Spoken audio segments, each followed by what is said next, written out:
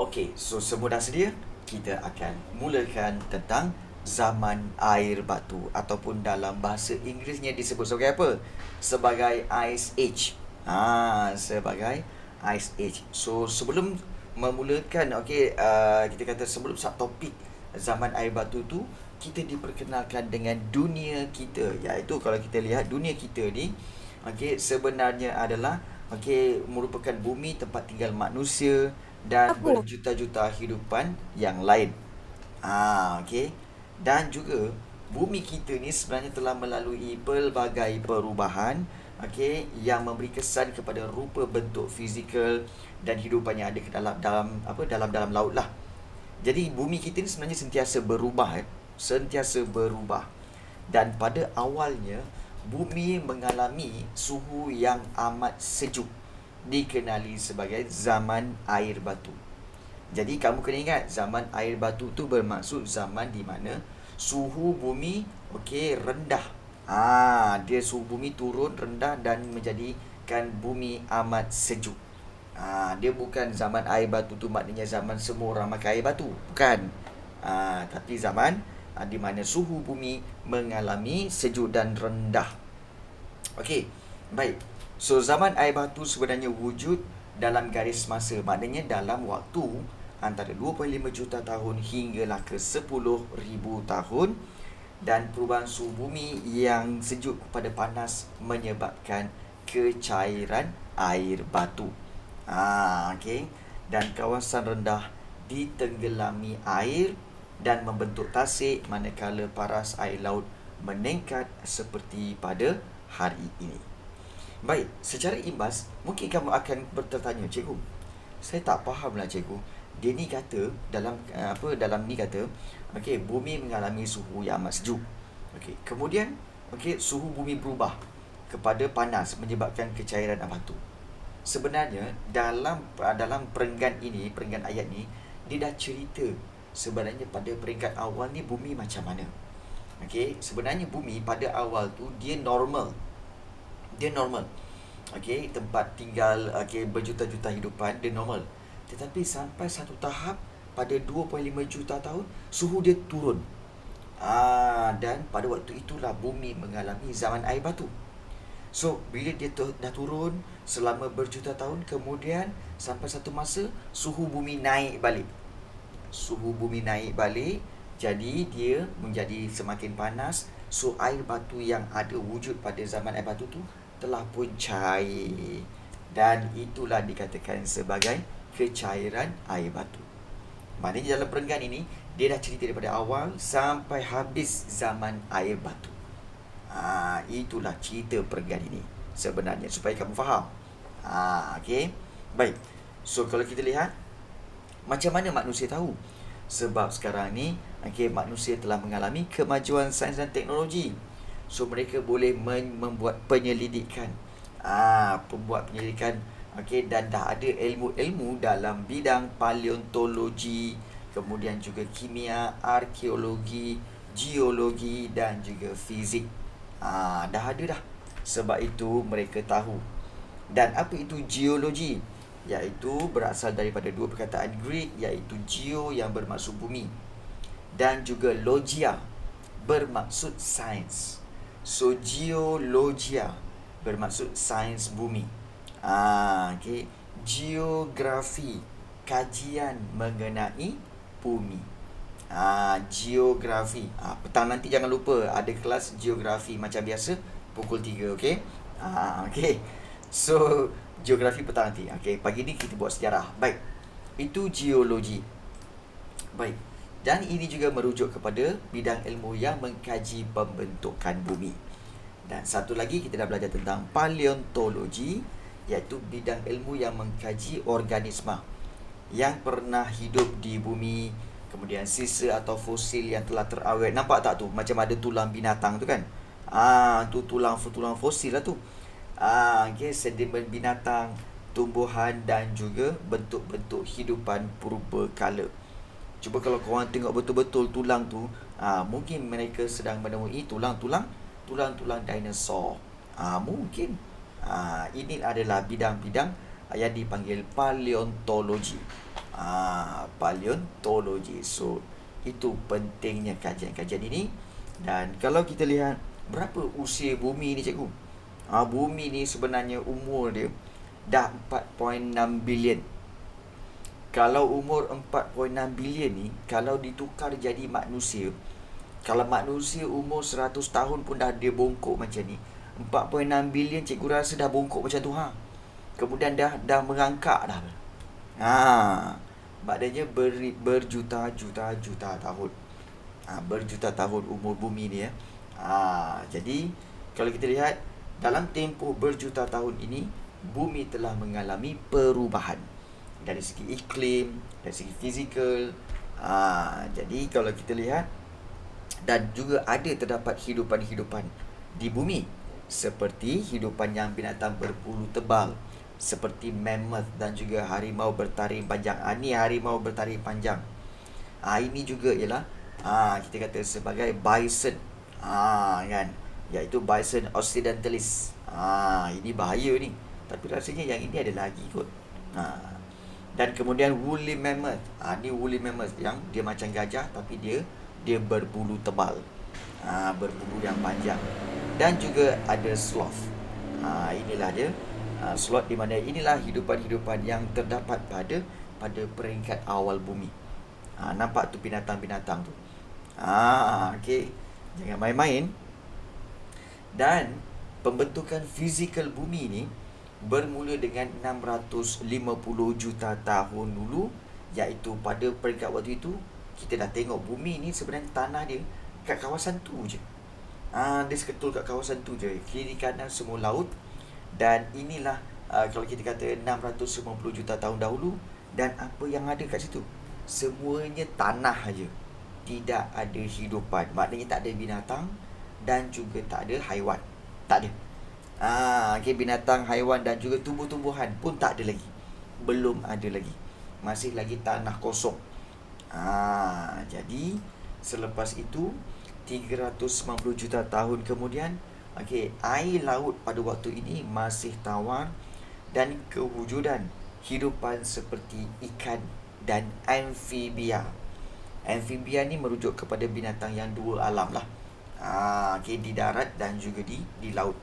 Dan pada waktu ini kalau kamu lihat, bumi dah mula mengalami ada warna-warna hijau. Maknanya sudah ada tumbuh-tumbuhan. Dan haiwan yang pertama ada bukan ke atas darat.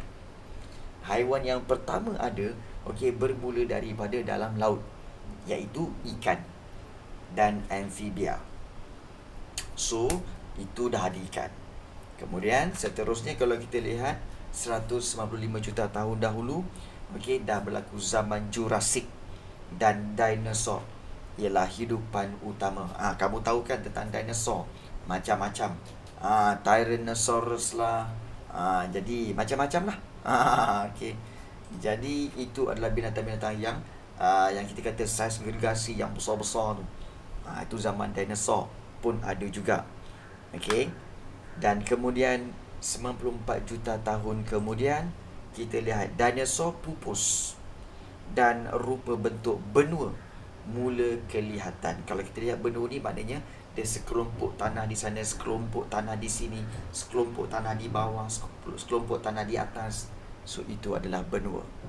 Dan ada yang bertanya hari tu, cikgu, macam mana dinosaur ni mengalami kepupusan? Cikgu dah cakap ada dua teori, di mana yang pertama, kepupusan binatang-binatang ini ataupun dinosaur ini kerana kemungkinan besar bumi telah dilanda tahi bintang, di mana tahi bintang telah jatuh ke bumi dan telah menyebabkan berlakunya letupan dan menyebabkan berlaku gegaran, dan juga tsunami serta juga gempa bumi, menyebabkan binatang-binatang itu mati.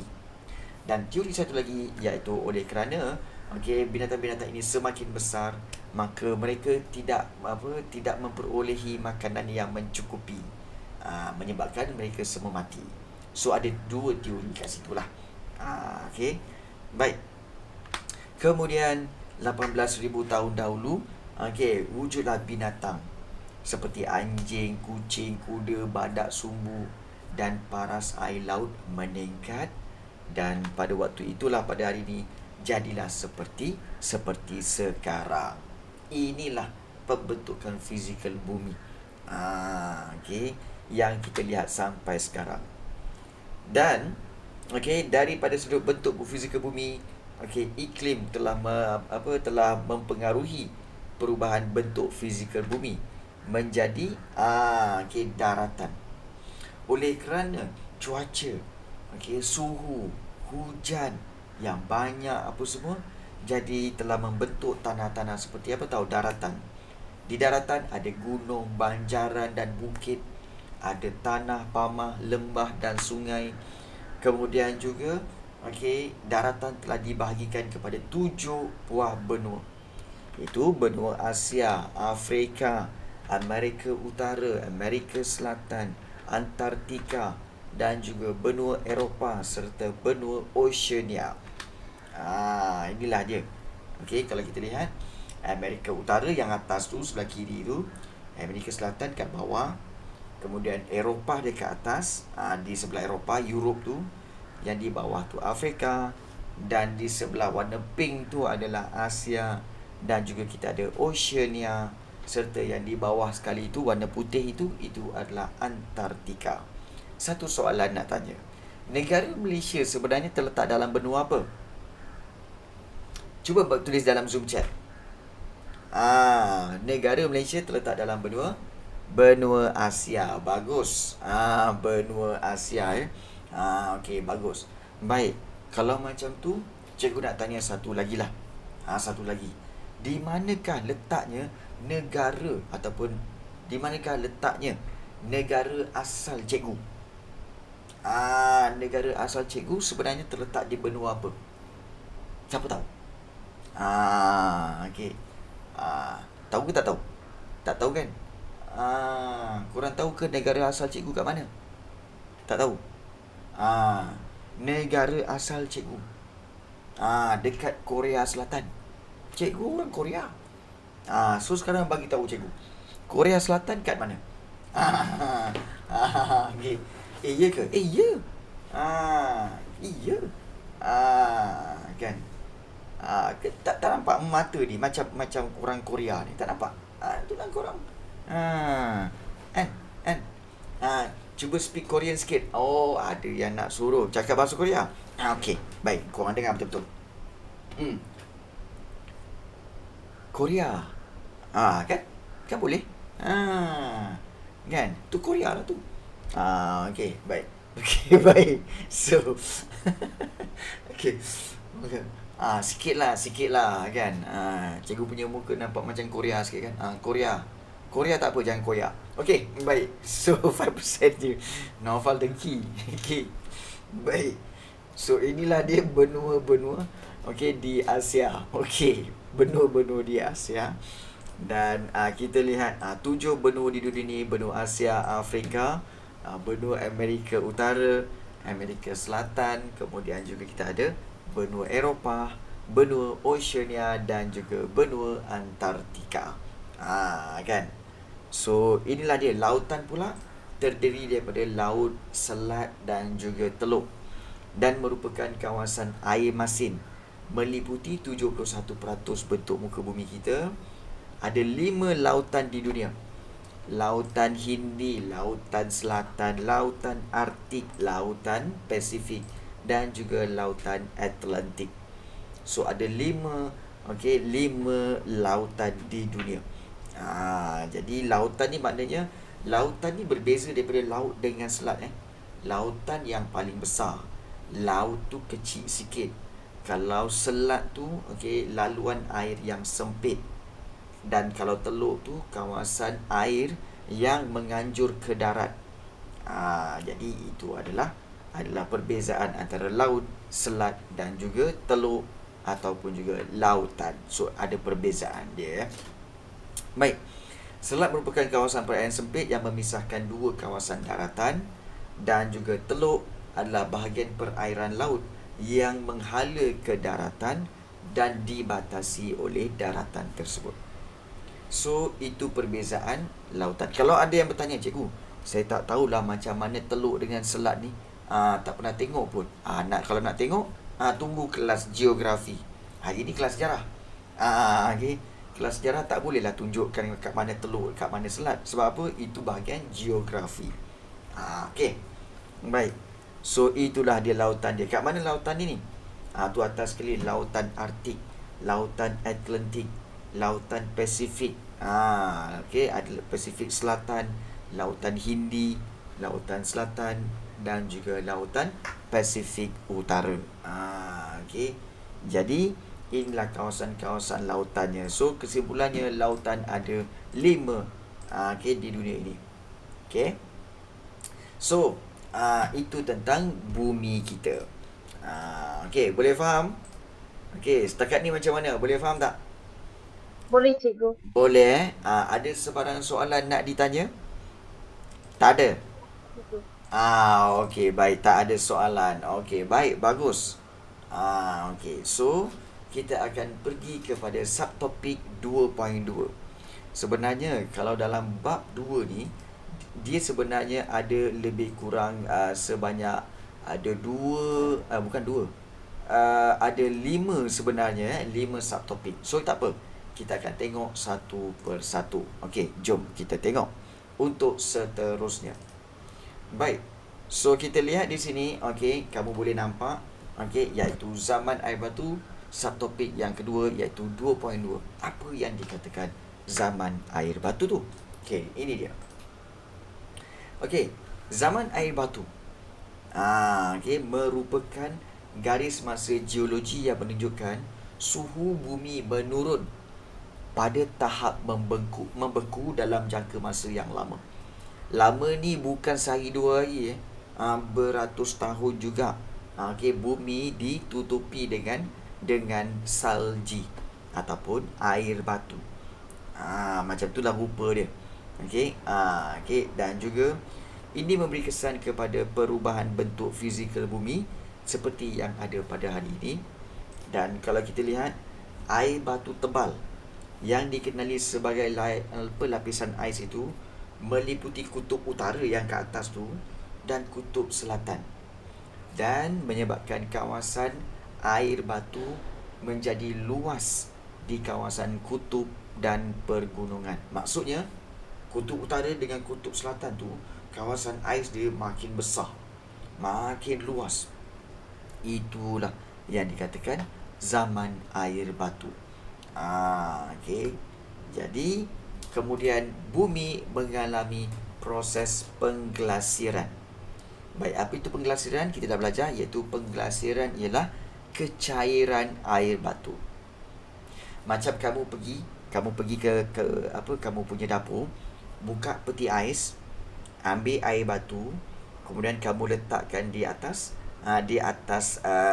meja makan. Kemudian kamu biarkan. Lama-lama air batu itu mencair kan? Itulah diibaratkan seperti glasir, iaitu pengglasiran, iaitu kecairan air batu. Itulah dia. Tapi jangan buat sekarang. Jangan buat sebab nanti risau, nanti ada yang pergi buka peti ais, ambil air batu masuk dalam mulut. Dah batal puasa. Jangan buat. Jangan buat. Okey. Baik. So, bumi mengalami proses pengglasiran iaitu kecairan air batu pada akhir zaman air batu. Maknanya zaman air batu tu dia tamat bila bermulalah proses pengglasiran tu ya. Baik. So kalau kita lihat zaman air batu berakhir disebabkan oleh perubahan iklim dunia kepada suhu yang panas. Bumi sebenarnya secara drastically telah meningkat suhunya. Dalam tempoh 5 tahun telah dikira bahawa ada peningkatan suhu sebanyak 9 darjah Celsius. Okey, untuk tempoh 50 tahun. So kita risau juga 50 tahun akan datang suhu kita lagi meningkat lagi lah. Okey. Baik. Zaman air batu cuaca sangat sejuk. Air batu menutupi permukaan bumi. Kemudian dianggarkan bermula 2.6 juta hingga 3.5 juta tahun dahulu, dan ini telah menyebabkan air sungai dan air laut membeku. Air sungai dan air laut membeku. Okey. Jadi proses pengglasiran iaitu proses kecairan air batu tambah 90 darjah. Allah. Okey. Baik. Proses kecairan air batu berlaku pada 3 tahap. Yang pertama, glasier yang pertama iaitu berlaku pada 900 hingga 600 juta tahun dahulu. Kemudian glasier kedua pada 250 juta tahun hingga 80,000 tahun dahulu. Dan kemudian glasier ketiga 80,000 tahun dahulu. Maknanya di sini kalau kita lihat, bumi ni telah mengalami 3 kali proses pengglasiran, iaitu kecairan air batu. Mungkin kamu akan bertanya, cikgu, kalau kecairan air batu pun, apa yang kita orang boleh buat? Apa kena mengena dengan kita orang? Bila air batu mencair, air yang cair itu akan masuk ke laut. Bila masuk ke laut, apa yang berlaku pada air laut? Air laut akan naik, air bertambah. Bila air bertambah, kamu akan lihat kawasan-kawasan pulau semakin ditenggelami air. Dikabarkan kawasan-kawasan yang banyak pulau di lautan Hindi itu semua, banyak yang akan tenggelam dalam tempoh 50 tahun akan datang. Sebab apa? Air laut bertambah naik. Bahaya tu. Bahaya tu. Jadi mungkin kita boleh merancang kot untuk kita berpindah di tempat yang lebih tinggi. Mungkin korang akan fikir, saya nak pindah kat tempat macam bukit lah cikgu, atau nak pindah dekat gunung lah, dekat Kota Kinabalu ke kan. Boleh, tak ada masalah. Nak buat rumah ke atas Gunung Kinabalu boleh. Tapi masalahnya satu je lah, dekat atas gunung tu tak ada Tesco, tak ada 7E, Family Mart, BBW tak ada. BBW Family Mart tak ada. Sorang-sorang kat situ. Pavilion tak ada. Macam mana? Guna Abai Panda. Macam tu, sikit-sikit telefon. Bang, boleh hantar bang ya? Boleh. Kat mana ni? Puncak Gunung Kinabalu. Kan? Abang punya motor, dia kata, Abang Food Panda punya motor tak sampai gunung ni. Tak sampai puncak gunung ni.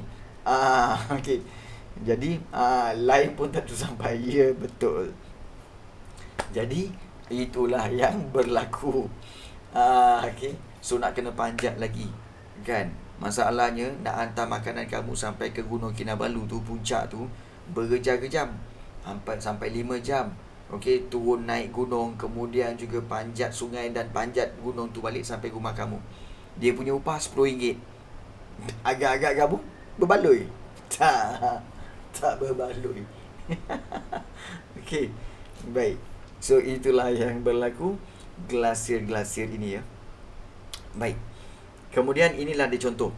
Glasier ialah timbunan besar ais yang bergerak perlahan-lahan menuruni cerun dan menebak ke permukaan laut. Maknanya dia akan terapung di permukaan laut. Tu gambar ais tu.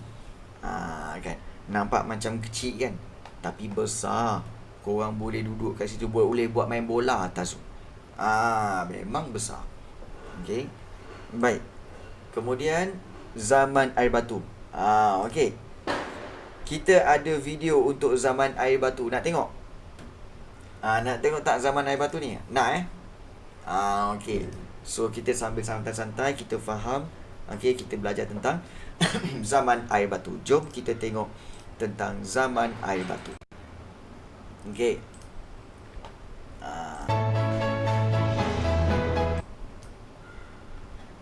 Educational purpose.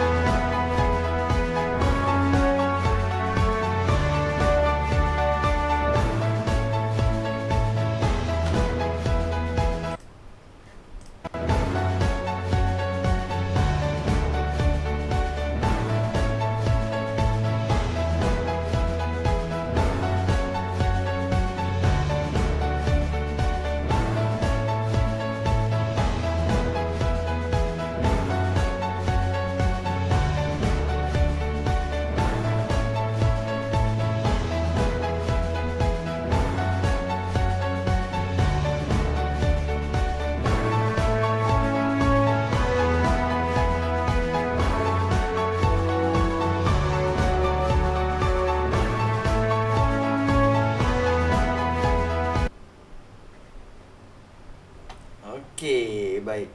So, mana pula ni?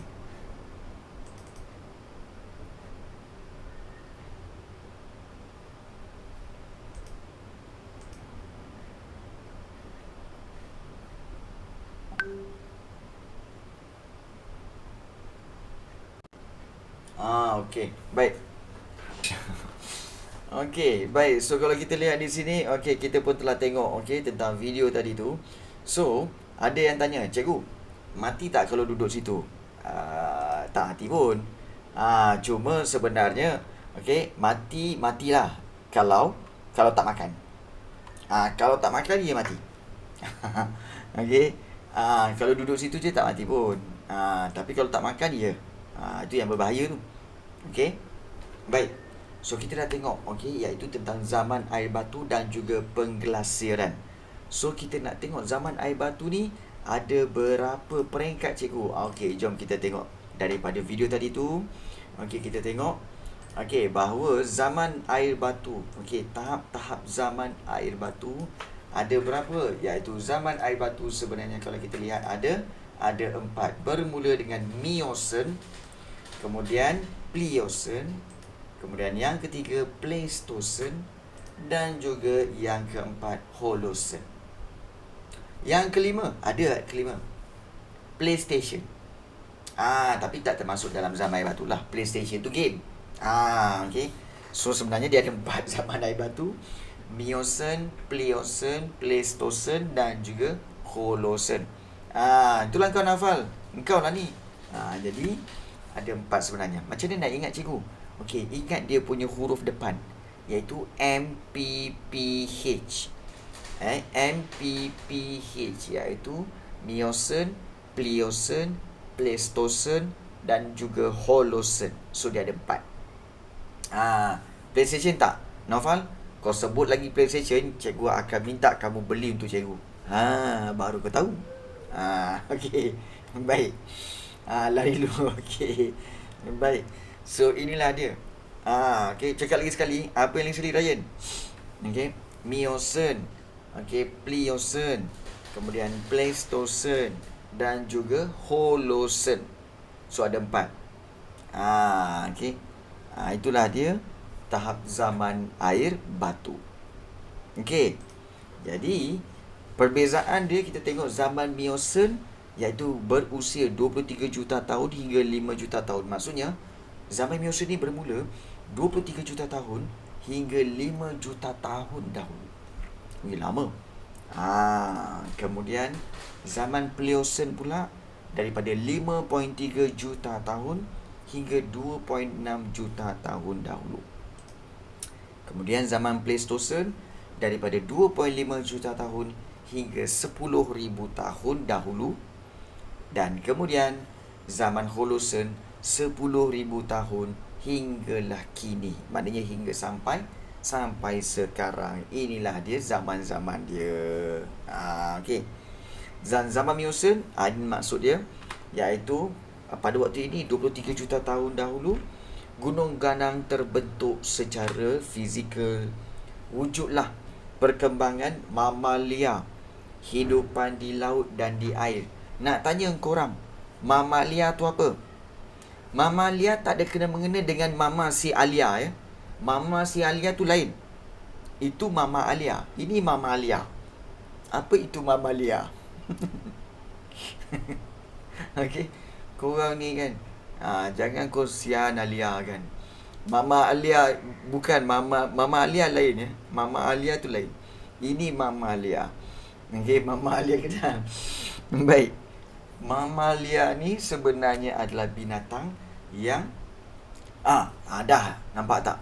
Ada pelajar dah tulis, "Cikgu, kenapa pula dengan mama saya?" Sebab dia ada Alia nama dia. Kan. So bukan kita tak sebut nama mama kamu, bukan. Mama Alia bukan. Ini kita sebut Mamalia. Okey, Mamalia ni maksudnya adalah binatang-binatang yang tidak bertelur, tetapi dia melahirkan anak.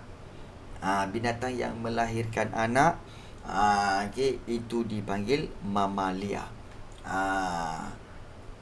Bukan mamalia tu, bukan mama si Alia, bukan. Okey. Jadi pada waktu ini suhu dunia panas dan kering. Nampak tak gambaran tu? Nampak tak gambaran tu? Ada dinosaur. Kemudian ada juga gajah. Okey, dan juga ada binatang-binatang. Okey, itu adalah pada zaman Miocene. Okey. Jadi itu pada zaman Miocene.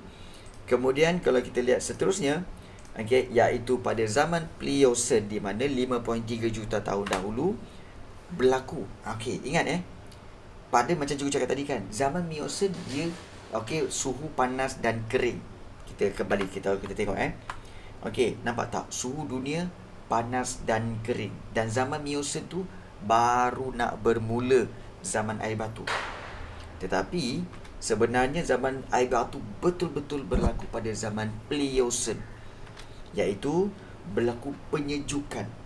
Maknanya suhu tiba-tiba sejuk, suhu bumi. Dan penyejukan dan pengeringan alam sekitar global menyumbang kepada penyebaran besar padang rumput dan savanna. Maksudnya apa? Bila berlaku penyejukan dan air batu, maka terbentuklah padang-padang rumput yang besar dan luas. Sebab semuanya dilitupi oleh ais. Dan penghijrahan tumbuhan dan haiwan. Dan daripada pembentukan jambatan darat Panama antara Amerika Utara dan Amerika Selatan. Dan terbentuklah dataran tinggi seperti di Colorado, Amerika Syarikat, yang dikenali sebagai Grand Canyon. Nampak tak binatang-binatang tu dah wujud? Okey, pada zaman Pliocene ini. Pada zaman Pliocene. Dan kemudian zaman Pleistocene, iaitu 2.5 juta tahun dahulu, berlakulah glasier sebanyak 11 kali. Dan manusia pada waktu ini telah mengetahui cara membuat api. Nampak tak tu? Okey. Dan kewujudan binatang-binatang yang masih kekal hingga kini, iaitu binatang apa? Seperti gajah, seperti badak sumbu, dan juga binatang-binatang lain. So, binatang inilah yang kekal sampai sekarang. Persoalannya, cikgu nak tanya kamu, macam cikgu cakap pernah tanya hari tu Baik, kita tahu manusia yang pertama di bumi siapa? Manusia yang pertama di bumi siapa? Okey, baik, bagus. Betul Naufal, iaitu Nabi Adam. Okey, Nabi Adam. Kan? Soalannya, ataupun dalam agama-agama lain disebut sebagai Adam. Adam and Eve, Adam. Persoalannya, jika Adam itu seorang manusia yang telah diturunkan oleh Tuhan ataupun diturunkan oleh Allah untuk ke bumi, adakah rupa dia seperti itu? Adakah rupa dia seperti itu? Dengan tidak berpakaian, dengan tengah mengetuk batu. Mustahil. Tak mungkin Nabi Adam macam tu, betul tak? Jadi kita kena anggap bahawa ini hanyalah teori-teori yang dibawakan oleh saintis dan juga sejarawan. So, kita jangan berpegang kepada tanggapan bahawa orang pertama di dunia ini rupanya seperti ini. Jangan. Okey, kita anggap ini adalah pandangan saintis. Pandangan kita berbeza. Itu kita kena pegang. Okey, itu penting. Baik. So, kita lihat di sini manusia telah sampai ke Australia melalui jalan darat daripada Asia Tenggara, iaitu pentas Sunda, sekitar 50,000 tahun dahulu. Okey. Dan zaman Holocene, 10,000 tahun dahulu sampai sekarang, berlaku kemajuan dalam kehidupan manusia. Manusia mengetahui cara mendapatkan makanan melalui aktiviti pertanian. Cuma pelik sikit gambar ni, kan? Apa pasal gambar ni sebenarnya macam Titan, macam dalam cerita Attack on the Titan. Lain macam je. Okey, kan? Sebab orang-orangnya gergasi, kan? Ini gambaran je, gambaran saja. Okey, baik. Dan manusia telah mencipta roda dan juga tulisan kuniform, iaitu kira-kira 5,500 tahun dahulu. Mungkin ada yang bertanya, okey, apa itu tulisan kuniform, cikgu? Tulisan kuniform adalah tulisan yang terawal di dunia yang telah dimulakan pada tamadun Mesopotamia, yang mana kita akan belajar pada bab yang kelima nanti. Bab yang kelima nanti. Yes. Okay. So, kita tahu pada zaman Holocene ini manusia telah mengalami kemajuan sampailah sekarang. Itu penting. Okay. Baik. Okay. So, kesimpulannya kita telah belajar tentang apa? Tentang iaitu berkaitan dengan zaman Holocene ataupun 4 zaman air batu, iaitu Miocene, Pliocene, Pleistocene dan juga Holocene. Okay. So, di sini ada sebarang soalan nak tanya tak? Tentang zaman-zaman air batu ini. Ada nak tanya tak? Ada cikgu. Okey. Baik. Tapi ada yang bertanya, cikgu, macam mana diorang dapat bina satu perkataan? Contohnya tuala, kenapa tak tuali ke tualu ke? Oh, okey. Baik.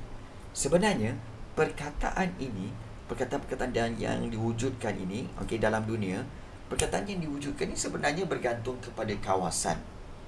Kawasan lain, sebutan dia lain. Dan sebutan itu berdasarkan kepada penggunaan harian mereka. Contoh, kalau dalam bahasa Inggeris dipanggil towel, dalam bahasa Malaysia dipanggil kain lap badan, ataupun dipanggil apa? Tuala, kan? Tuala. Sebenarnya tuala tu pun diambil ataupun ditiru ataupun diadaptasi daripada bahasa Inggeris. Towel sampai ke bahasa Malaysia jadi tuala. Okay, nampak tak? Jadi ini kita kata sebagai perkataan ini wujud kerana apa? Kerana perubahan zaman dan juga sikap keterbukaan manusia menerima perkataan-perkataan baru. Jadi itulah di situ dapat pembinaan perkataan-perkataan. Contohnya, kalau kamu nak tahu, sebelum kedatangan British, Tanah Melayu tak ada sekolah. Tanah Melayu kalau ada pun bangunan-bangunan untuk belajar, itu dipanggil madrasah. Dia tak panggil sekolah. Tapi bila datang sahaja British, maka bila British telah memperkenalkan pendidikan dan dia panggil tempat-tempat itu sebagai school, maka daripada situ barulah wujudnya perkataan sekolah. Kan? Mungkin kamu Minta maaf, cikgu. Ya. Cikgu, kalau perkataan terjemah tu berasal dari bahasa Inggeris ke? Tidak. Terjemah tu sebenarnya adalah dalam bahasa Malaysia juga, dan dalam bahasa Inggeris dipanggil translate. Tapi kalau ikutkan macam tuala dengan towel tu, dia bukan translate. Dia memang ambil perkataan itu dan bentukkan dia menjadi bahasa Melayu. Contohnya macam sekolah, school, kan? Kamu tahu tak, ada cerita di mana macam mana perkataan sekolah tu dapat. Iaitu ada pelajar-pelajar ni, ada pelajar daripada kampung tu telah pergi ke sekolah Inggeris. Dulu ada sekolah Inggeris, sekolah Inggeris, sekolah Melayu. Jadi orang Melayu ni pergi sekolah Inggeris, kawan-kawan dia tak pergi sekolah. Kemudian satu hari dia pun balik. Dia lalu dekat kawan-kawan dia tengah main tepi parit dengan mandi parit apa semua, kan. Kemudian kawan-kawan dia tanya, "Man, kau pergi mana ni? Pakai baju warna putih kemas apa semua ni?" Dia cakap bahasa Inggeris. I go to school lah. Terus kawan dia cakap, apa dia? I go to school lah. Atau kawan dia, apa tu? Dia pergi sekolah. Dia kata, I got to school lah. Jadi sekolah. Kemudian satu hari dia balik daripada sekolah, dia bawa satu benda bulat dekat tepi dia. Kemudian dia lalu kat kawan-kawan dia. Kawan dia tanya, Matt, tu apa tu dekat tempat bawah kau tu? Ni. Ini bol lah. Apa tu? Bola. Padahal dia nak sebut apa? This is ball lah. Ball. Ball lah. Jadi dapatlah bola. Jadi begitulah pembentukan perkataan. Iaitu okey, sekolah dan juga bola. Got to school lah. Jadi sekolah. Got ball lah. Bola. Itu contoh. Pembinaan perkataan-perkataan yang wujud. Itu antaranya lah. Antaranya. Okey. Baik. Okey. So kita akan teruskan lagi. Okey, dengan garis masa zaman air batu. Dan kita tengok ciri-ciri zaman air batu. Okey. Ciri-ciri zaman air batu akhir. Jom kita tengok. Ciri-ciri zaman air batu akhir. So, ciri-ciri dia adalah seperti ini. Jom kita tengok. Okey. Baik, iaitu kita lihat ciri-ciri zaman air batu akhir. Ada pengglasiran. Pada waktu-waktu akhir ini, okey, bumi mengalami cuaca yang panas. Iaitu pada zaman Holosen. Jadi kecairan air batu berlaku disebabkan oleh suhu dunia makin naik. Suhu dunia makin meningkat dan juga memberi kesan yang besar kepada rupa bentuk fizikal bumi. Dan kecairan air batu itu menyebabkan apa? Peningkatan paras air laut. Kemudian pembentukan tasik dan pulau. Pemisahan haiwan dan tumbuhan di kawasan yang berbeza. Dan waktu inilah, okey, bila dah suhu semakin panas, maka berakhirlah zaman air batu. Iaitu berakhirlah zaman air batu yang terakhir. Dan aktiviti pertanian dan pengeluaran bahan makanan mula dijalankan oleh manusia. Maknanya apa tahu? Manusia tidak lagi memburu binatang, tetapi manusia menghasilkan makanannya sendiri. Okey.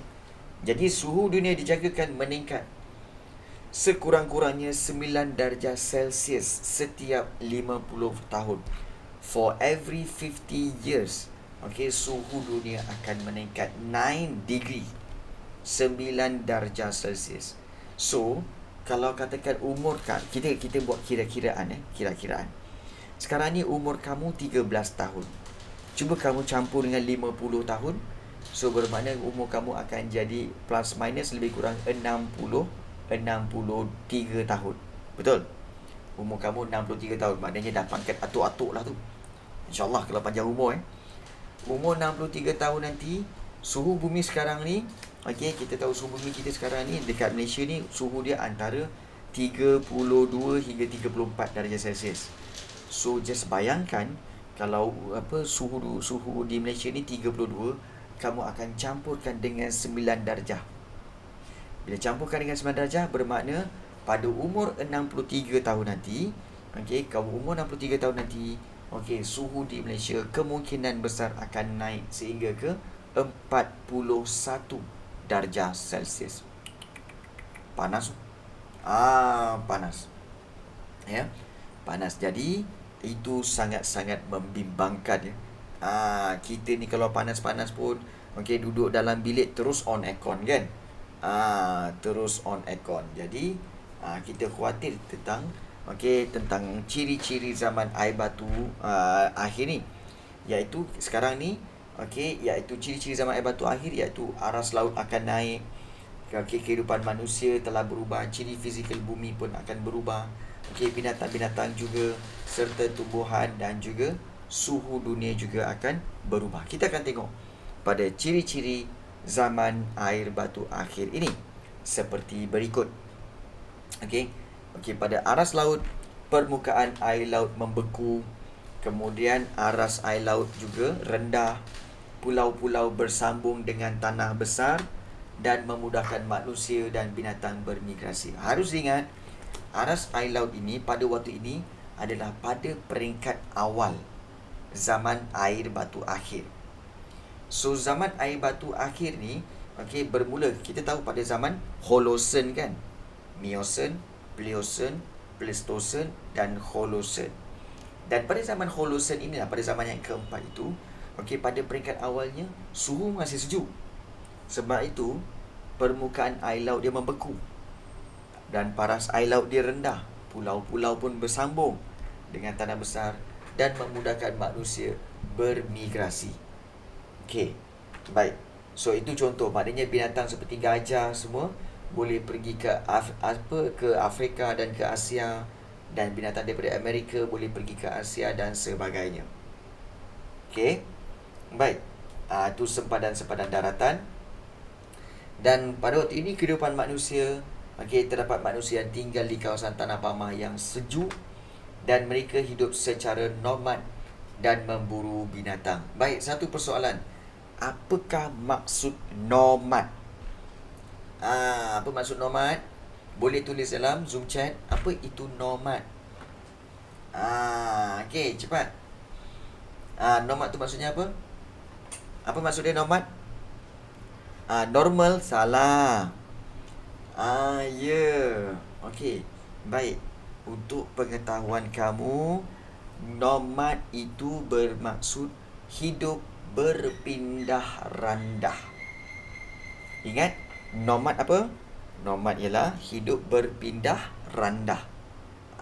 Berpindah-pindah atau berpindah randah. Itu dipanggil nomad. Maknanya waktu ini, manusia zaman ini, dia tak ada rumah. Dia buru binatang. Contoh dia kejar binatang daripada Subang Jaya sampai ke PJ. Dia kejar, dapat binatang tu kat PJ, dia makan, dia masak kat PJ, dia makan kat PJ. Dia duduk kat situ. Besoknya dia bangun, dia kejar binatang lagi. Sampailah ke Seremban. Kat Seremban lah dia makan, dia duduk situ. Besok dia memburu lagi binatang, sampailah ke Nilai. Dia berhenti kat Nilai, dia makan. Maknanya apa? Itulah di kehidupan nomad, iaitu berpindah randah. Kenapa berpindah randah? Sebab aktiviti mereka memburu binatang. Memburu binatang untuk dijadikan makanan. Jadi itulah sebab dia. Boleh faham ya? Bagus. So itu secara nomad. Dan ini ciri fizikal. Bumi yang dilitupi salji oleh permukaan air laut yang membeku. Dan juga binatang yang tinggal di kawasan tanah pamah yang sejuk, seperti mammoth berbulu. Kalau kita tengok pun tahu tu binatang tu, mammoth berbulu. Kita tengok pun berbulu je. Tak ada. Baik, mammoth berbulu. Dan juga ada badak serta kuda, dan juga kita ada singa kat situ. Dan tumbuhan renek, maknanya tumbuhan yang rendah-rendah yang menjalar, itulah tumbuhan utama. Seperti lumut, kamu tengok yang hijau tu lumut lumut. So kawasan-kawasan tu tak ada pokok. Dia kawasan hijau, rumput-rumput dan pokok-pokok renek saja. So itu yang banyak terdapat pada zaman air batu akhir. Dan suhu pada waktu ini masih lagi terlalu sejuk, dipenuhi oleh salji, terutamanya di kawasan kutub dan juga di benua Eropah. Kamu nampak tu kan? Kawasan atas tu kutub utara, yang bahagian bawah tu kutub selatan. Itu yang kawasan yang dilitupi salji. Salji. Jadi inilah ciri-ciri zaman air batu akhir. Baik. So setakat ini ada soalan tak? Boleh faham ke tak ni? Boleh cikgu. Boleh juga? Baik. Baik. So kita pergi kepada slide kita yang terakhir. Iaitu kita nak tengok tentang perubahan zaman air batu akhir. Ini yang last. Dan kemudian kita akan buat sedikit kuis. Kita buat kuis kita akan buat kuis selepas ini. Baik. Zaman air batu akhir. Anda lihat, inilah dia zaman air batu akhir, di mana kalau kita lihat zaman air batu akhir ini berubah. Bentuk fizikal bumi berubah. Manusia bergerak keluar dari benua Afrika ke benua Eropah dan juga Asia. Perubahan paras air laut, di mana air laut telah pun meningkat. Perubahan iklim, di mana daripada terlalu sejuk kepada sederhana sejuk.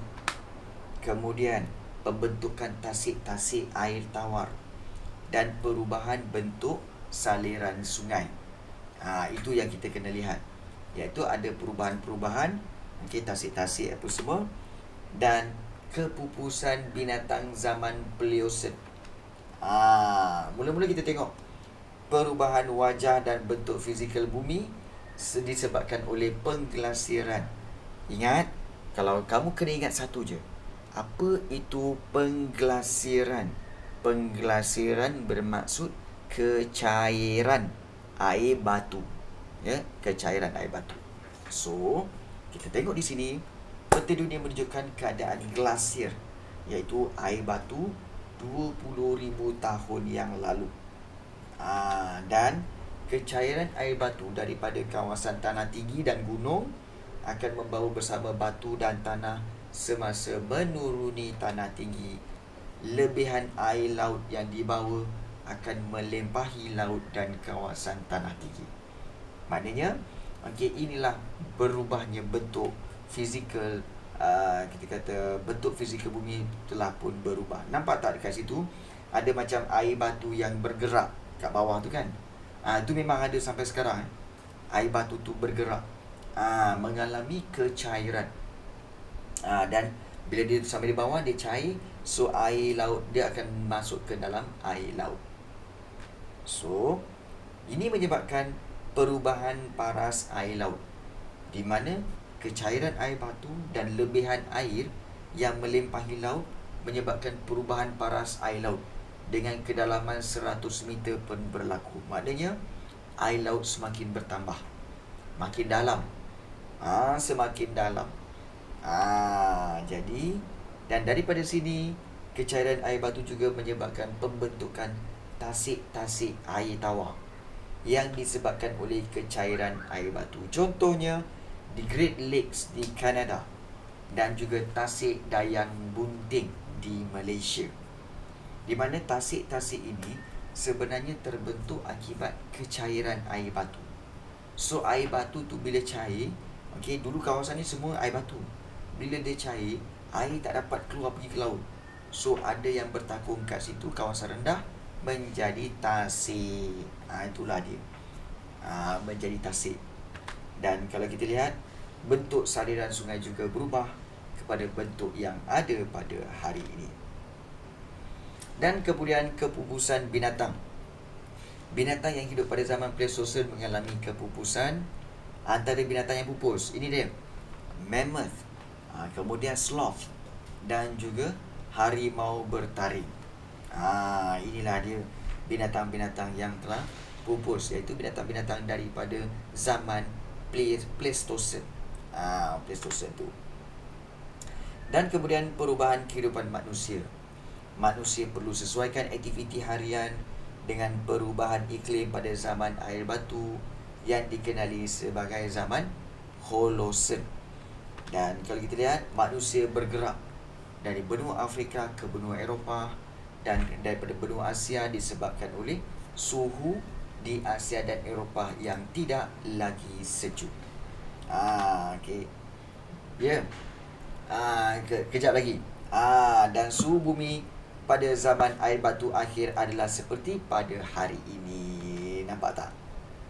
Dan perubahan iklim di mana kegiatan radiasi bumi merupakan penyebab utama. Kalau ada yang bertanya, kenapa suhu bumi meningkat, cikgu? Inilah sebab utama dia. Sebab matahari memancarkan memancarkan pancaran cahaya matahari, dan cahaya matahari itu telah menyebabkan peningkatan radiasi bumi. Dan radiasi bumi yang berlaku pada sinaran matahari dan pemanasan yang berlaku menyebabkan perubahan iklim daripada terlalu sejuk kepada sederhana sejuk. So, itulah kesimpulan tentang zaman air batu. Ada sebarang soalan nak tanya? Ya. Ada cikgu. Okey, boleh faham ke ni? Risau cikgu tengok korang ni. Risau. Boleh faham ke? Okey. Boleh faham okey. Boleh. Kalau boleh tak apa. Takut tak boleh je. Kalau tak boleh, bagi tahu cikgu. Kalau ada masalah, mana-mana bahagian yang tak faham, boleh bertanya. Jangan risau. Cikgu alu-alukan sangat. kalau ada soalan-soalan yang kamu nak tanya. Okey, so itu sangat penting supaya kamu semua akan dapat pemahaman. Pemahaman yang lebih tinggi. Okey. Baik. Adakah kita nak buat sedikit kuis? Boleh tahan boleh faham. Okey. Baik. Kita nak buat kuis tak ni? Nak buat kuis tak? Okey, boleh kita buat kuis ya. Okey, kita nak akan buat kuis berkaitan dengan sejarah, iaitu sejarah tingkatan 1, dan kita akan cuba ambil sejarah tingkatan 1 untuk soalan zaman air batu. Okey. Baik. Okey, so kita akan kejap. Okey, so kita akan cikgu akan berikan link. Okey. Dan cikgu harap kamu semua akan boleh untuk masuk. Iaitu cikgu akan bagi soalan dalam bentuk quizzes. Boleh? Kita main quizzes pagi ni kita main quizzes pada pagi ini. So, sila klik pada link yang cikgu berikan ni. Okey, itu link dia. Quizzes. So, semua ada berapa orang ni? Ada 29 orang. Boleh klik pada link tersebut untuk masuk.